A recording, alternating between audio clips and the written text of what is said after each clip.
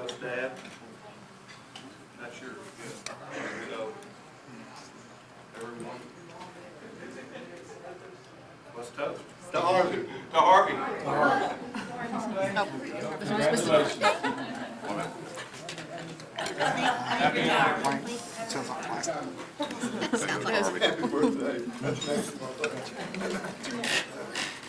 Sir, go ahead and start right now. You need to just kind of be quiet for a while. If your turn will come, but it's not now. We, I've been doing some research, and he doesn't know this, but over the last several weeks, I've talked to a number of his clients. I've spoken with co-workers. I've spoken with his boss on a number of occasions over the last few weeks.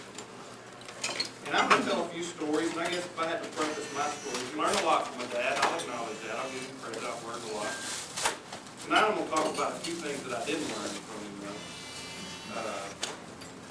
Let me start off. Mulestein, prestigious company. Dad was fortunate to give him a good company and stay with him. Founded in 1911, today is the world's largest polymer distributor, marketing a record 2.4 billion pounds of plastic. Rubber products, over 5,000 manufacturers in 72 countries, represents world-class polymer producers such as Dow, ExxonMobil, Goodyear, and others. You know, I was thinking about this prestigious company, and a lot of you know a few years ago when they were in Humboldt, Mulestein made a decision to phase out their office down there, and the management basically all officed out of their home. And they put them in fax machines, computers, lines and so forth. And I guess this story, if I had to give it a title, it'd be one thing I did not learn from my dad was phone etiquette. The full 2 years that they were there, I don't know how many of you called Dad on his business line, but if you called in on the business line for 2 years, this was the message that you got for this Mulestein prestigious company, technically superior in their field, 2.4, yada yada, all in. And this manager right here, here's how he addressed his clientele. Hello, this is Harvey Gunter with H. Mulestein. I'm currently away from my desk. Please leave your message, and I'll get back to you as soon as possible. Bye-bye.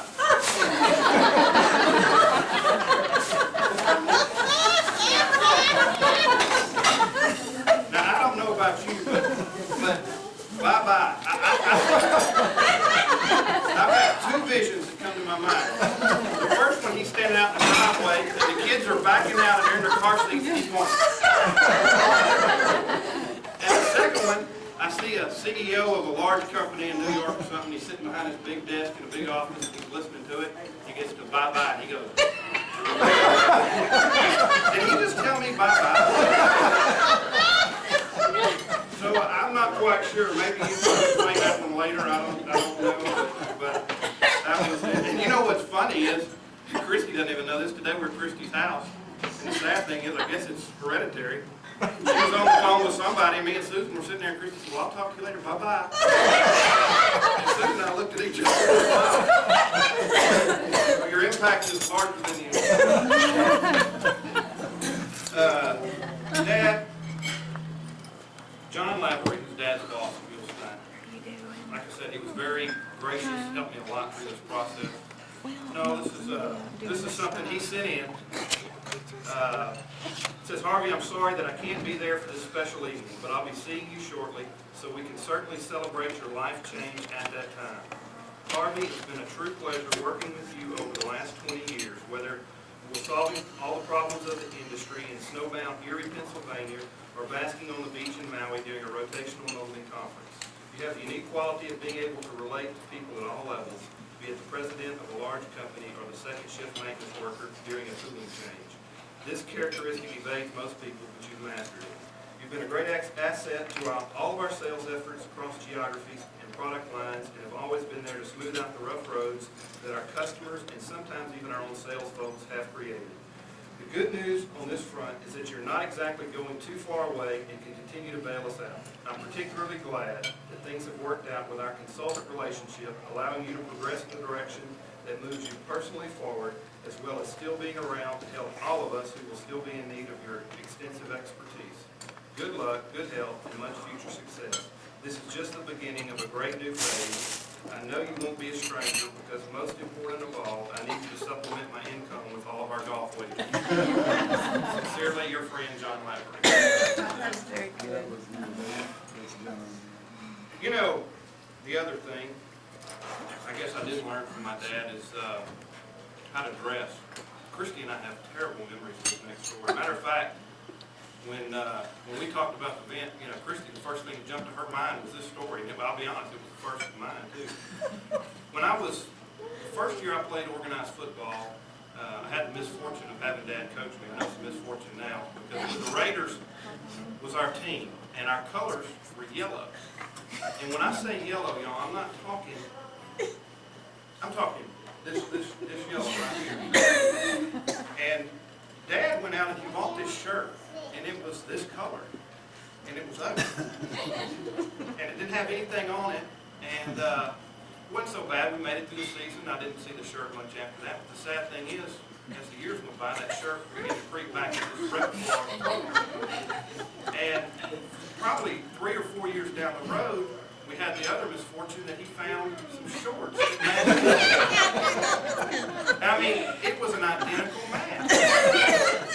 And so we dealt with that for a couple of years, and then we're approaching, you know, junior high and high school ages. And I guess at that time, Dad was getting larger, and those outfits were getting smaller. And the shorts pretty much left nothing to the imagination. And the shirt got to where it was nothing. Well, the bad thing is, and this is no joke, I guess when I was in high school, and Christy will verify it, Dad would come home from work, and I'd usually be in the driveway with friends playing basketball and everything. Well, Dad would come in from his work day, and he'd go straight to the bedroom, and he'd put this hideous outfit on, yellow and yellow. And the bad thing is, he would just keep his work socks on, his dress socks, his blue or whatever. So he would actually come out in public, high top basketball, dress shoes, and yellow on yellow with a belly hanging out. And, you know, the first time he did it, you know, my friend, is that for real? Is this a joke? And, Christy, I think we have memories, even to this day, we'll wake up in the middle of the night. And a couple of times we played basketball into the night hours, and the neighbors across the street would call and say, "Could y'all turn that light out? We're going to sleep over here." But I did not learn to dress like that from my dad, and I tell my kids right now, kids, I will not do that. All these people, I will not do that. Dad, Bob Hanson, who's a longtime friend of yours, sent this note in. Just a note to congratulate you on your retirement. Believe me, I know how wonderful this is. And I look back on our relationship as one of the very best during my career. We had such great times at PGA West, Ravenel, Walden Lake Houston, and developing customer relationships, particularly with Weatherkin. I miss all of that. I even miss looking forward to your phone calls that resulted in filling up a good portion of my days, but not a lot. I wish you all the best as you go forward with what should be the best part of your life. And I'm sure it will be with a wonderful lady like Barbara to keep you on the straight and narrow. Thank you for your friendship in the past, and I look forward to continuing our friendship in the future. Best wishes and congratulations to a great guy, Bob Hanson. You know, talking about Dad and what you learned from him and so forth, we always had this competitive, I think the competitiveness was always kept fairly in perspective, but we did learn to compete at various things. And, you know, I was thinking about this, and I was thinking about all the things that we've competed at. And I guess it probably started at a young age. We had a pool table, and we began to compete at pool. And quite honestly, it got to the point where I could beat him, and I was able to master him at that game. And then I got into high school, and you know, he was trying to play basketball still at that time. And, well, I got to where I could beat him, and that was fun. I enjoyed that. And then I went to college, and of course, during my college days, he was calling it work, but he's out playing golf and calling it work. But whatever he wants to call it, that's what he was doing. And, you know, he would come back bragging about, I played here, and I'm good at it, and I can beat everybody. So I got out of college and began to play it, and well, I got to where my handicap was lower than him, and I could beat him at that too. And so, I was thinking, actually just as recently this week, I said, what else is there for me to really beat him? I mean, what point do I need to prove? What is there left? Then I started thinking, the only thing really that he has an interest in that I really doesn't interest me at all is his poetry. He's gotten, this published poetry here and, and doing this little poetry deal. And that's his new thing. And I'm sitting here going, I've never in my life had an interest in poetry, but as of this Monday this week, I said, well, maybe just to prove my point, let me try to write a poem. I've never done this. So I said, here we go. So I just was going to read this, and we all can judge. You've read his work. You've read this published work. So here's my poem. And I'll just tell you, I picked the topic. I said, women talk all the time about the perfect man and what a perfect man would be. So I said, I'm going to write a poem about the perfect man. So my poem for you, Dad, is called The Perfect Man. It says, the perfect man is gentle, never cruel or mean. He has a beautiful smile, and he keeps his face so clean. The perfect man loves children and will raise them by your side. He'll be a good father and a good husband to his bride. The perfect man loves cooking, cleaning, and vacuuming too.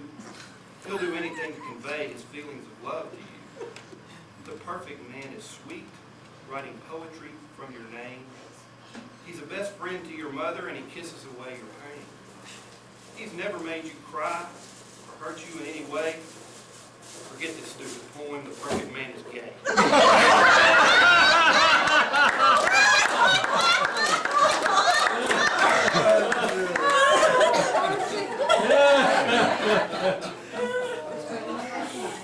So I'm pretty confident I've won there too. I'm pretty confident I won there. Dad, I think it's a good friend of yours named Roger Dobbs, who's a client, sent this letter in. It says, congratulations to the guy with the best job at music. Retired and still getting paid to wine and dine our customers who can't figure out which end of the machine to put the pellets in. Thanks so much for all the help over the past years.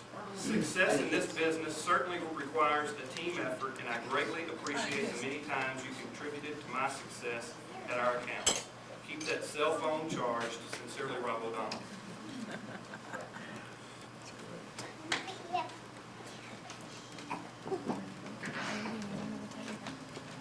Roger Dobbs, another client, I believe he's a client, is that correct? Yeah. Sent this letter to you. It says, Harvey, I think it's great that you're going to take the time to smell the roses, do the things that you want to do, and spend more time with the special people in your life. I would be remiss if I didn't take this opportunity to thank you for all of your help in resolving problems for me, as well as the companies that have employed me. More importantly, I have the utmost respect for you because I always felt that you really wanted to help me resolve my problem, and you went out of your way to do so. It never seemed like you were doing it because it was your job, but because you loved what you were doing. I can honestly say that I valued our relationship as one of friendship, not business. For what it's worth, I've probably met a dozen or so tech men over the years, and I can only remember the name of one of them. How's that for having an impact on someone's life? Good luck. I'm sure I'll be talking to you soon. Roger Dobbs. And P.S. Joe Cassell asked me to give you this message. Good luck, Harvey. He speaks broken English. That's it. Okay.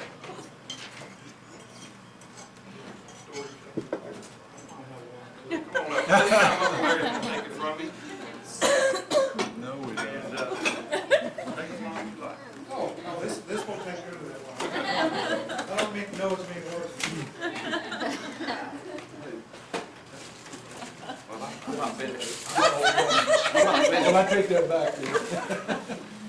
No, he I said said that that was was great. I great. said, I'm not finished. I'm going to go back. I told him to take it back then. Yeah, he's got the ramp up. Tracy, you talk about the stuff that you learned from your dad and stuff that he really teach you. Well, he started teaching you long before you. Long before you.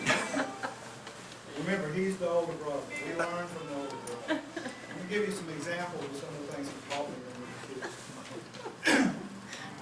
One, that you can step on a honeybee on sucking the nectar on a clover, not on a stone, if you step it fast. That's not true. I didn't learn that till after about 10 pounds. He taught me a lot about physics, a great deal about physics. In fact, it got me in trouble in school because I kept contradicting on. I learned, or they tried to teach us in high school about relationships. They told us that for every action there was an equal and opposite reaction. They kept saying that over and over and over again. Well, I know for a fact that's not true. Because when I would hit him once, he would beat me up twice. That's his reaction.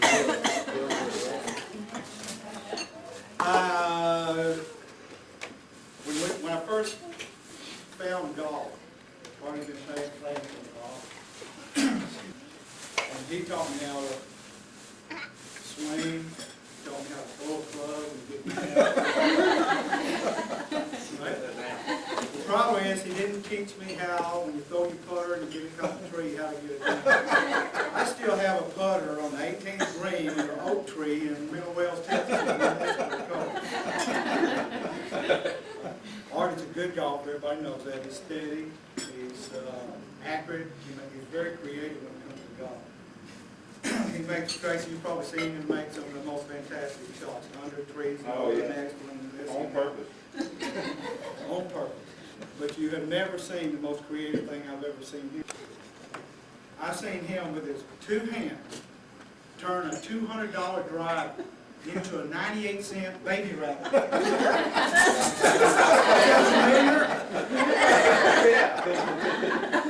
It was his driver. It was my driver. Harvey, congratulations. I wish you the best. You've been a terrific brother and a great friend.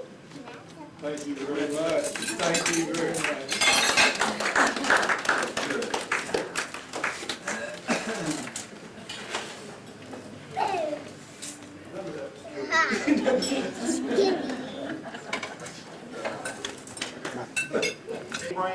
He was sales with Mulestein. Sent this letter to you.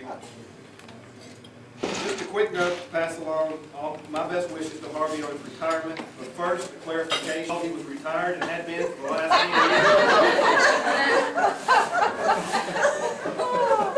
years. Although Harvey wasn't, I'm sure, a big fan about moving to Edison, New Jersey, he surely helped pave the way for us jumping over to Mulestein. Mobile's loss, however, was our gain. Harvey's technical expertise was usually the only voice of reason amongst a sales force composed of people long on winded verbiage and short on practical knowledge. If you catch my drift, truth be told, he was often a better salesman than we were.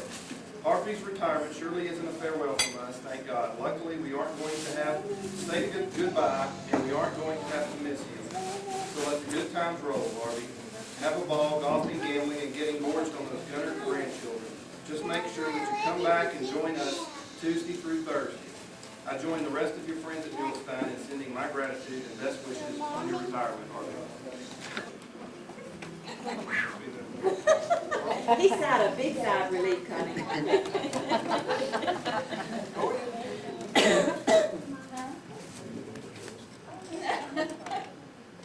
going to give her another kiss.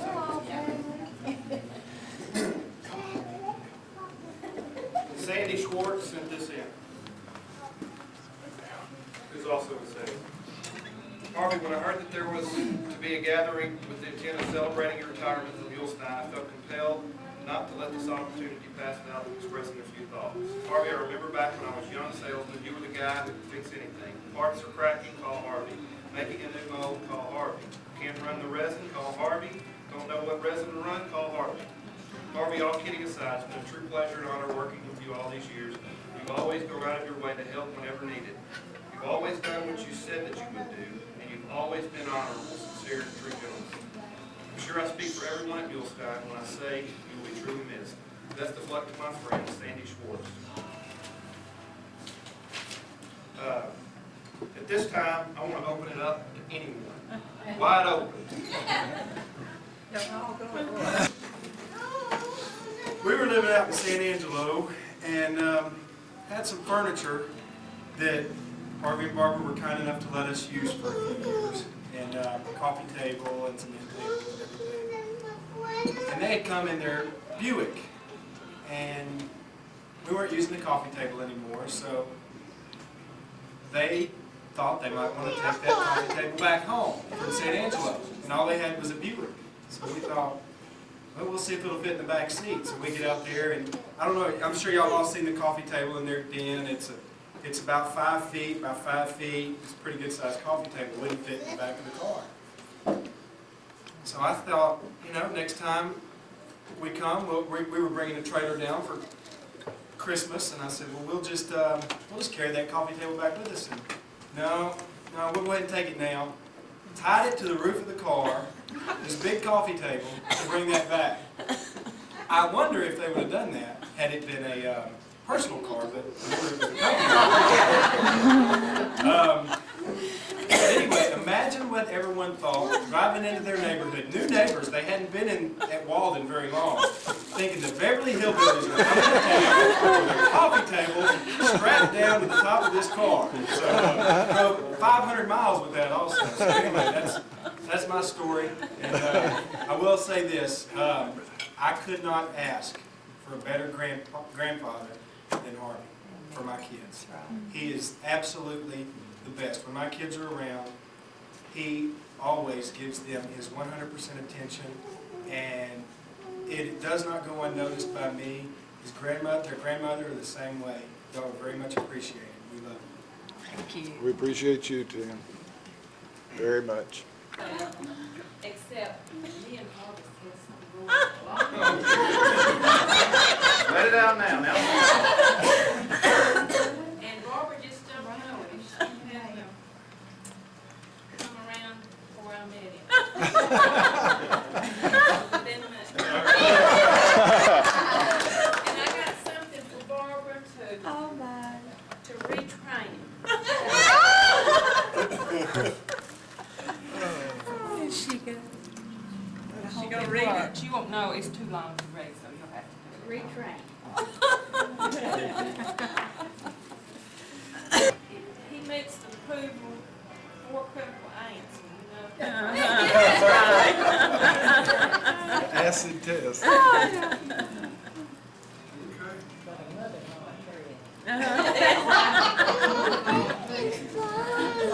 Friend of the family. Doug Shamley. Doug writes, I met Harvey a little over 30 years ago when he and his family moved to Opelika, Alabama from Texas. I remember Harvey as a quiet man, but very likable.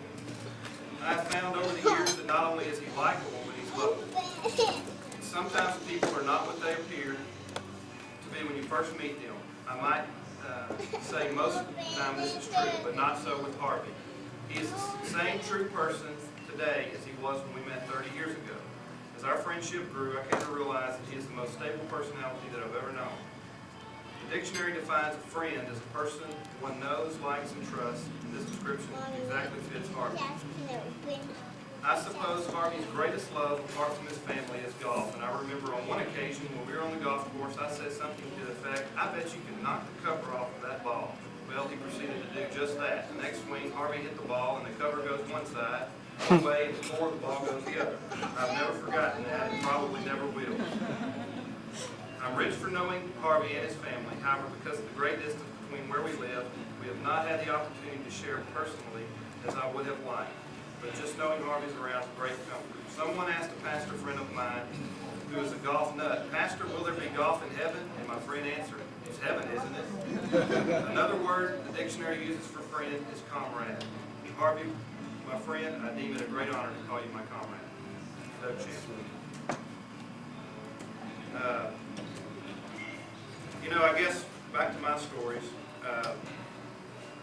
The other thing probably that I didn't get from my dad is memory in relationship to names.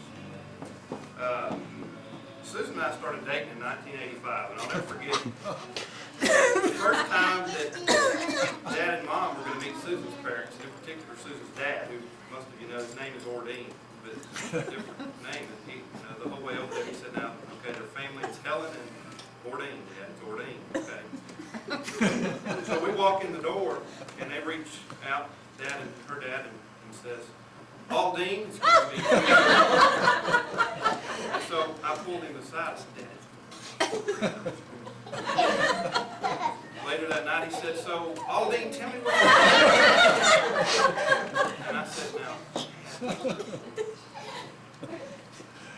"So, Aldine, how long have y'all lived together?" And this went on and on, and I was going, that was in 1985. Y'all, Dad and Ordine and I played golf 3 weeks ago, and he said, "Good shot, Aldine." This is 15 years later. This is, you just gotta stop. Crazy. Linda, Beth, and Robert sent this in, who's friends and neighbors of Mom and Dad's from Humboldt. "Harvey, couldn't let this event go by without a word. Don't know who I miss more, you or Barbara. Probably Barbara, because we always knew what day of the week it was by when she cut the grass. Then you messed the whole thing up by starting to cut the grass on that riding lawnmower of yours. I want to take the time to thank you personally for the new neighbors you gave us.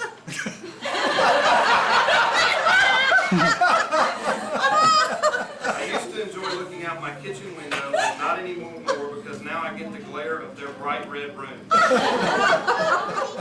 Thanks, Harvey, for taking our Barbara away from us and replacing her with whoever lives in the house across the street. All joking aside, we do miss you. I enjoy getting your emails and Barbara's phone calls, but I enjoy you in person more. Happy retirement. You deserve it. We love you and are blessed to be able to call you friend. Robert." Okay. Michael Tanis, who is a rep that works with Dad with Edward Jones, sent this letter in and says, "Dear Harvey, I'd like to say that I've known you since you were a little tyke. However, that wouldn't be true. First, I'm not sure that you were ever little, and second, we only met 2 years ago. I do feel that I've known you longer. It's infrequent in our short lives that we get to know someone who tells it like it is, like you do. Not only have you become a friend to me, but to Leslie and Tammy as well. I actually had believed you when the first time you told me you were going to retire at the first of this year. Little did I realize that you would start your own consulting business. Save up those frequent flyer miles so you can treat us all to a trip. Seriously, Harvey, I'm proud to know you and happy to call you a friend. Good luck to you in all that you do. And do try to find some time to play golf."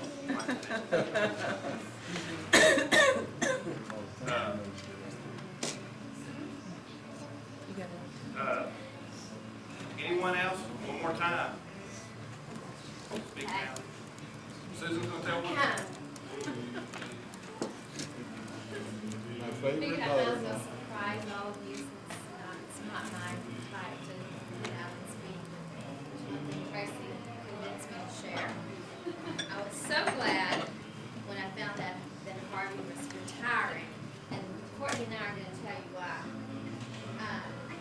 No, she didn't want to come. If you know me very well, you know I'm not really a morning person, and I don't really enjoy getting woken up really early in the morning. And he has this poor habit of forgetting if he's on the East Coast, or the West Coast, or Central Time Zone. And he forgets that when most of the world is still asleep when he gets up.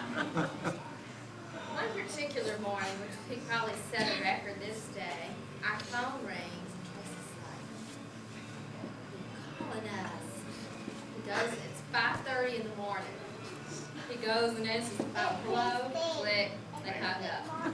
But Tracy said, I'm smarter than them, so he pushed the little star 69. You know, the number that called you last is 713-582-3603. his cell phone number. Now, I have to say, he never fessed up to it. He said, oh, I must have accidentally hit redial. You know, Tracy never really believed that. And that's just one occasion. There have been many others at 6:30 4:30 and other odd times. And so Tracy and I were really quite pleased to find out that he was retiring and hoped all that would come to an end. And then all this other consulting thing and still traveling, you know, came up, so we were kind of disappointed a little bit about that. Maybe we have to wait a little bit longer before those other phone calls come. But anyway, we're holding out for that day. But anyway, I'll echo also all the positive sentiments that everyone else said, and particularly Tim's part about, you know, the grandparenting means a lot to me as well. And like everyone here, we love and appreciate you, and are proud of you and proud for it. Thank you, Susan.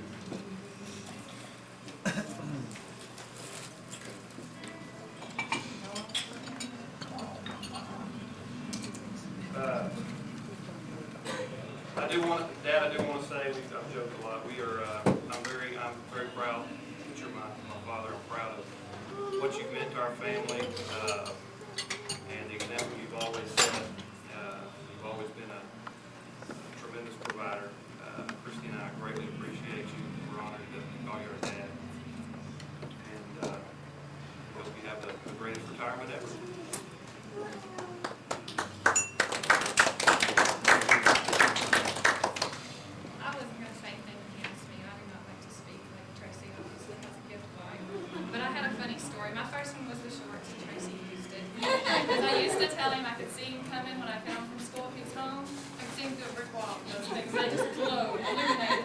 But I can remember a story probably 13 years ago when they were living in Houston and I was living with Mama.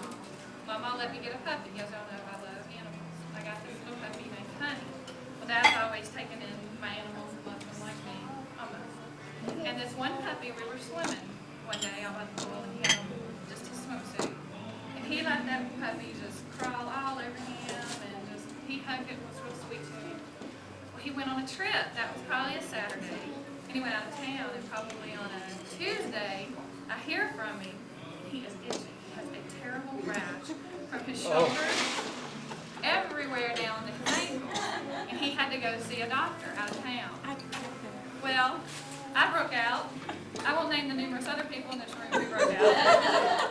This dog, I took him to the vet, and he had what's called scabies. See, the reason y'all haven't heard of this, that is a socially unacceptable disease. The vet told me, you don't tell people you have scabies. My dog, I had picked it up, it was a mutt that we picked up off the side of the road, and it was not well taken care of. And that dog, that free dog, ended up costing us probably $400. But Dad had to go to the doctor twice for this. But I've always thought that was funny, even though we didn't see that much humor at the time. But no, and I just wanted to express what, you know, Tim and Susan and Tracy, you know, I think personally he's been the best dad in the world. He's always been, you know, not only generous with things as far as everything we've ever needed and most of our wants, but he's always supported us, and I'm going to cry, but he's loved us, and he treats my kids just, you know, wonderful, and Tracy's kids, and I think you're the best dad and grandpa in the world, too. Thank you, Betty. Yeah, I'm And we gonna listen to him for centuries. Me too. We've got a plaque for tonight that says presented to Harvey Gunter on January 26, 2002. Congratulations on your many years of service to the plastics industry. Your hard work and dedication has meant a lot to us. Love your family. Thank you. We're all at home, and then Christy has something you can show. Recent picture we have of grandkids. Oh, that's wonderful. Wayne. It's all wonderful. Speech. Yeah, you need to go say something.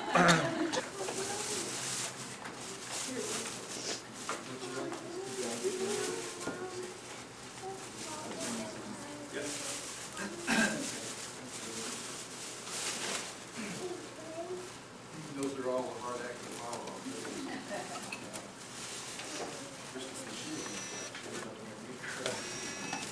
And Tracy, you know, all of us appreciate this sincerely.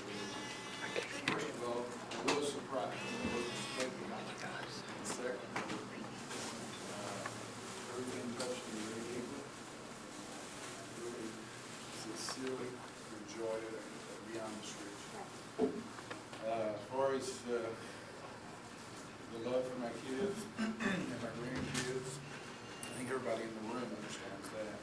And that's easy. That's the easiest thing in the world. My kids have always been wonderful. And I include Susan and Tim as my kids as well. Morgan and I have been blessed by children. Beyond what we deserve. They've just been so blessed to us. And still are. But all the letters, Tracy, you went to a lot of trouble. I appreciate that so much. And listening. Thank you for coming. And I enjoyed it tremendously.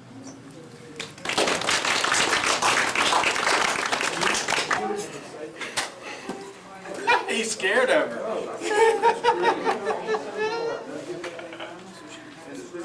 Hey Brandon, what you doing? Video. You want me to take a picture of the video? If you want to.